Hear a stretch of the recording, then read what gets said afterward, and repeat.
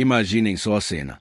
Vocês criam um produto que se torna o xodó de um país inteiro, que vende como água no deserto, que ganha o coração de milhões de pessoas, que praticamente vira símbolo nacional. E aí vocês olham para esse sucesso todo e pensam, nossa, que coisa mais chata. Vamos acabar com isso. Pois é exatamente isso que aconteceu com a Volkswagen e o nosso querido Fusca no Brasil. Uma história tão absurda que parece roteiro de comédia, mas que aconteceu na vida real e nos deixou todos meio perplexos. Porque, sinceramente, quem é que não gosta de dinheiro fácil? A resposta, aparentemente, é a própria Volkswagen, que passou décadas tentando se livrar do seu maior sucesso brasileiro como quem tenta se livrar de um parente chato no Natal. Só que nesse caso o parente chato estava enchendo os cofres da empresa de dinheiro. A história toda começa nos anos 1950, quando o Brasil estava naquela vibe desenvolvimentista do Juscelino Kubitschek, aquela coisa 50 anos em 5, e todo mundo queria ter um carro, mas obviamente não tinha grana para comprar aquelas máquinas importadas caríssimas que só Playboy conseguia bancar. Aí entra em cena o Fusca, que chegou aqui meio sem querer querendo, porque a Volkswagen alemã estava procurando novos mercados para expandir seus negócios, e o Brasil parecia um lugar interessante, daqueles que você olha no mapa e pensa, puxa, tem bastante gente ali, deve dar para vender uns carrinhos. O que eles não esperavam era que o brasileiro ia se apaixonar pelo Fusca de uma forma tão intensa que chegava a ser meio obsessiva. Sabe aquela paixão de adolescente que não tem explicação lógica? Pois é, foi exatamente isso que rolou entre o Brasil e o Fusca. O negócio é que o Fusca tinha tudo para dar errado no Brasil, se a gente parar para pensar friamente sobre a situação. Era um carro pequeno num país continental.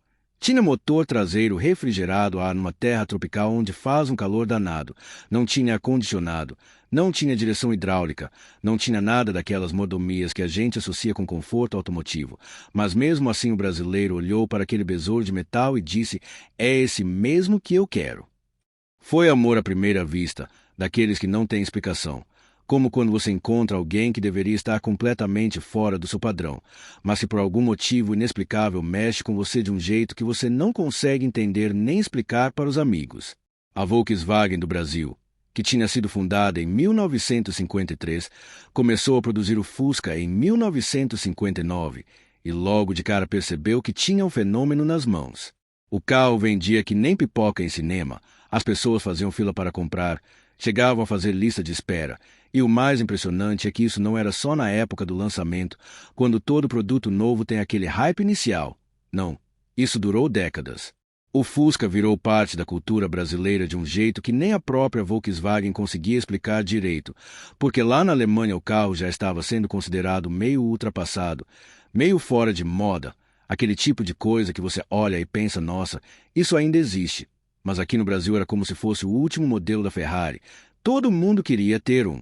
E é aí que começa a parte mais engraçada dessa história toda, porque a Volkswagen alemã olhava para o sucesso do Fusca no Brasil e ficava meio desconcertada, como uma mãe que não entende porque o filho quer brincar com a caixa de papelão em vez do brinquedo caro que ela comprou.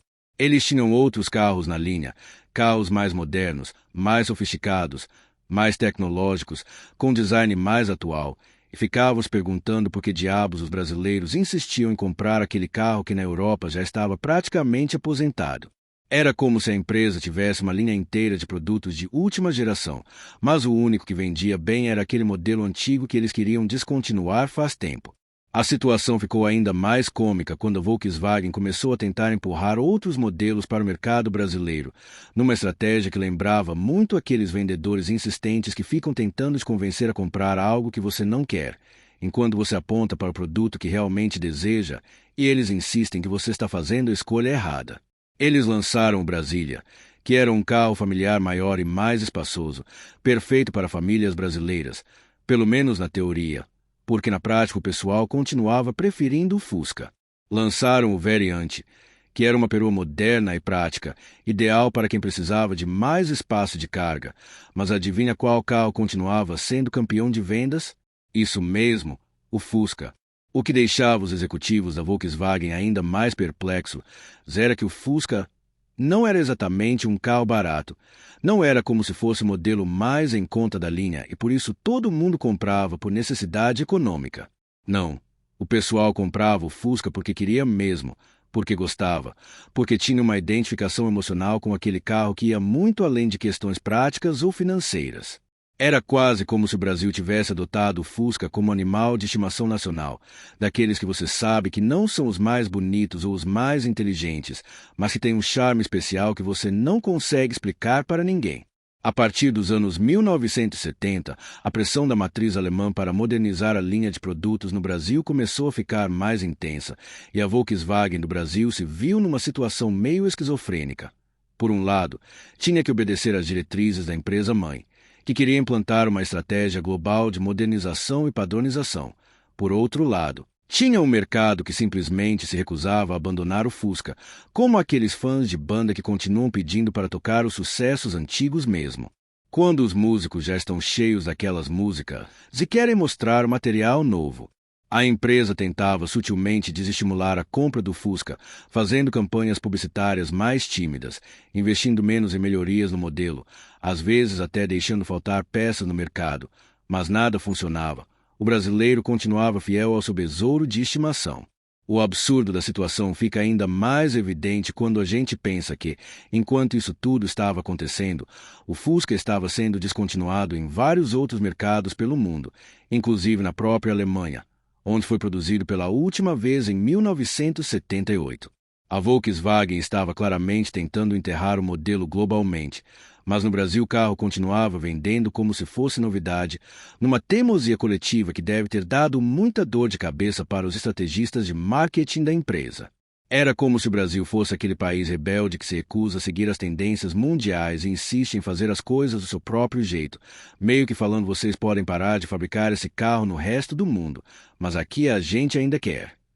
A década de 1980 trouxe novos desafios para essa relação complicada entre a Volkswagen e o sucesso do Fusca, porque o governo brasileiro começou a implementar políticas de incentivo à modernização da indústria automobilística, criando pressões externas para que as montadoras atualizassem suas linhas de produtos. A Volkswagen se viu numa sinuca de bico. De um lado, tinha que modernizar para se adequar às exigências governamentais e às diretrizes da matriz. De outro lado, tinha um carro que continuava sendo sua principal fonte de receita no país. Era como ter que escolher entre obedecer ao pai rigoroso e continuar namorando a pessoa que você ama, mas que o pai não aprova por algum motivo incompreensível. Durante esse período, a empresa tentou várias estratégias para desmame do mercado brasileiro em relação ao Fusca, numa operação que lembrava muito aqueles pais que tentam convencer a criança a largar a chupeta usando várias táticas psicológicas. Eles melhoraram significativamente outros modelos da linha, ofereceram condições especiais de financiamento para quem comprasse carros mais modernos, fizeram campanhas publicitárias enfatizando as vantagens dos modelos mais novos, mas o Fusca continuava lá, resistindo a todas as tentativas de aposentadoria compulsória como um funcionário público que se recusa a se aposentar mesmo tendo direito adquirido. O mais irônico de toda essa situação é que, quanto mais a Volkswagen tentava desestimular a compra do Fusca, mais o carro se tornava desejado, num fenômeno psicológico que os especialistas em marketing devem estudar até hoje como exemplo de como não fazer gestão de produto. Era como se o brasileiro tivesse um radar especial para detectar quando alguém estava tentando tirar algo que ele gostava, e aí desenvolvia uma teimosia proporcional à insistência de quem estava tentando convencê-lo a mudar de ideia. Quanto mais a empresa falava: olha, temos carros melhores, mais modernos, mais eficientes, mais o consumidor respondia: legal, mas eu quero mesmo é o Fusca. A situação chegou ao cúmulo do absurdo nos anos 1990, quando a Volkswagen já havia praticamente desistido de produzir o Fusca no resto do mundo, mas no Brasil o carro ainda estava lá, firme e forte, vendendo seus milhares de unidades por mês como se nada tivesse acontecido. A empresa estava numa posição constrangedora de ter que continuar produzindo o modelo que ela mesma considerava obsoleto, só porque o mercado brasileiro simplesmente se recusava a aceitar qualquer substituto. Era como uma loja que quer renovar o estoque, mas tem aquele produto antigo que continua vendendo bem, e aí fica naquela situação estranha de ter vergonha do próprio sucesso. Os executivos da Volkswagen deviam olhar para os números de vendas do Fusca no Brasil e ficar com sentimentos completamente contraditórios. Por um lado, ficavam felizes com a receita que o carro continuava gerando. Por outro lado, Ficavam constrangidos de ter que explicar para a matriz alemã por que diabos eles ainda estavam fabricando um carro que havia sido descontinuado no país de origem fazia mais de uma década. Deve ter sido como ter que explicar para os pais porque você ainda mora no mesmo bairro da infância quando todos os seus irmãos já se mudaram para lugares mais sofisticados. A estratégia da empresa durante esse período lembrava muito aquelas pessoas que querem terminar o namoro, mas não têm coragem de ser diretas, então ficam dando sinais, sendo mais frias, respondendo mensagens com menos entusiasmo, na esperança de que a outra pessoa entenda a indireta e tome a iniciativa de terminar. A Volkswagen fazia isso com o Fusca. Diminuía os investimentos em publicidade, adiava melhorias no modelo, às vezes até criava pequenas dificuldades na disponibilidade de peças, tudo na esperança de que o mercado brasileiro finalmente perdesse o interesse e partisse para outros modelos. Mas o brasileiro, teimoso como só ele sabe ser, simplesmente ignorava todos os sinais e continuava comprando o carro como se nada estivesse acontecendo. O que tornava toda essa situação ainda mais engraçada é que, enquanto a Volkswagen estava tentando se livrar do Fusca, outras montadoras olhavam para o sucesso do modelo com uma inveja mal disfarçada, como aqueles concorrentes que ficam roendo as unhas vendo o rival fazer sucesso com algo que eles desprezavam. Todo mundo queria entender o segredo do Fusca, queria descobrir como fazer um carro que gerasse tanta fidelidade de marca, tanta identificação emocional com o consumidor, mas ninguém conseguia replicar a fórmula. Porque no final das contas o sucesso do Fusca no Brasil não tinha muito a ver com características técnicas ou estratégias de marketing, era mais uma questão de química, daquela que acontece naturalmente e que você não consegue forçar nem reproduzir artificialmente.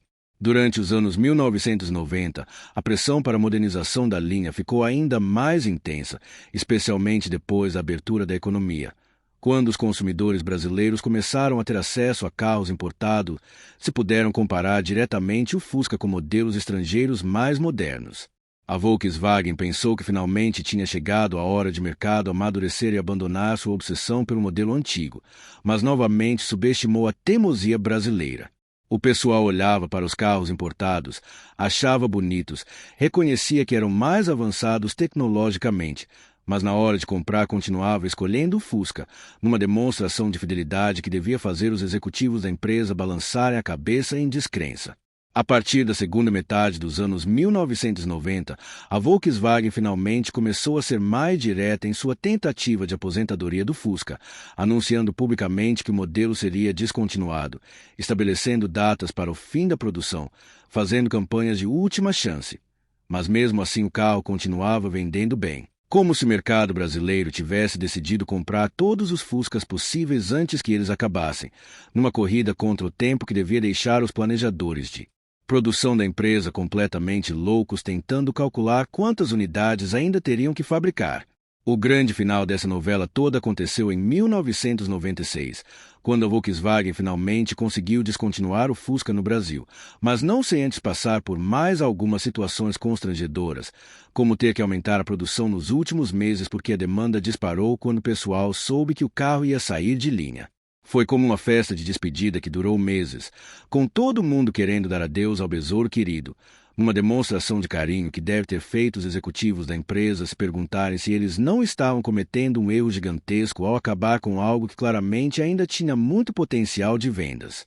Mesmo depois da descontinuação oficial, a Volkswagen ainda teve que lidar com a pressão popular para trazer o Fusca de volta, com campanhas de fãs, abaixo-assinados, pedidos de políticos, numa mobilização que lembrava mais movimento social do que campanha de marketing. A empresa se viu na posição estranha de ter que explicar constantemente por que não trazia de volta um carro que havia sido um dos maiores sucessos comerciais da história da indústria automobilística brasileira, como se estivesse justificando porque não quer ganhar dinheiro fácil. Anos depois, quando outras montadoras começaram a lançar versões retro de carros clássicos, explorando exatamente esse tipo de nostalgia e identificação emocional que o Fusca sempre despertou, a Volkswagen deve ter se dado conta de que talvez tivesse abandonado cedo demais uma mina de ouro. O mercado de carros retro explodiu mundialmente, com modelos como o New Beetle, o Mini Cooper nova geração, o Fiat 500 reformulado, todos surfando na onda da nostalgia automotiva.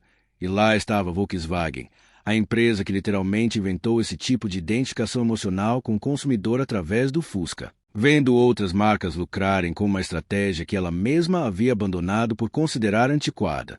A ironia final dessa história toda é que, décadas depois de ter lutado tanto para se livrar do Fusca, a Volkswagen acabou lançando o New Beetle no mercado mundial, numa tentativa de resgatar exatamente aquela magia que o Fusca original tinha, só que numa versão modernizada e tecnologicamente atualizada.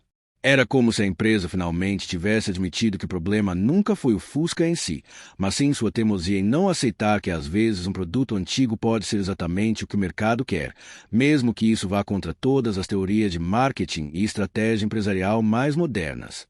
O New Beetle até teve algum sucesso no mercado mundial, mas nunca conseguiu replicar completamente aquela identificação emocional única que o Fusca original tinha conseguido criar no Brasil. Era como tentar reproduzir artificialmente algo que havia acontecido naturalmente, como aquelas sequências de filmes que nunca conseguem capturar a magia do original, mesmo tendo orçamento maior e tecnologia mais avançada. A química entre o Fusca e o mercado brasileiro havia sido algo único, irrepetível, daquelas coisas que acontecem uma vez na vida e que você só percebe o valor depois que perdeu. Hoje, quando a gente olha para trás e analisa toda essa saga, fica evidente que a Volkswagen cometeu um dos maiores erros estratégicos da história da indústria automobilística brasileira, não por má fé ou incompetência, mas por simplesmente não conseguir entender que às vezes o mercado sabe melhor do que a empresa que quer consumir. O Fusca era muito mais do que um carro no Brasil. Era um fenômeno cultural, um símbolo de mobilidade social, um objeto de desejo que transcendia suas características técnicas, e a empresa ficou tão focada em aspectos racionais como modernização e atualização tecnológica que perdeu de vista o componente emocional que realmente movia as vendas.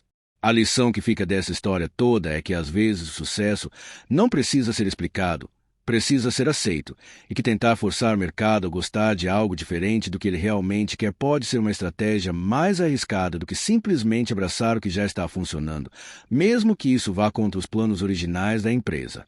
O Fusca provou que no mundo dos negócios, assim como na vida, nem sempre a lógica é mais forte do que o coração, e que às vezes a melhor estratégia é simplesmente dar para o povo aquilo que o povo quer, mesmo que você não entenda exatamente porque o povo quer aquilo. No final das contas, a história do Fusca no Brasil é uma comédia de equívocos corporativos que nos ensina que o cliente nem sempre tem razão, mas quando ele tem dinheiro na mão e está disposto a gastá-lo com seu produto, talvez seja melhor não questionar muito as motivações dele e simplesmente agradecer pela preferência, porque sucesso é que nem sorte. A gente nunca sabe quando vai aparecer de novo, então é melhor aproveitar enquanto está aí do que ficar fazendo cara feia e tentando entender. Porque merecemos tamanha benevolência do universo.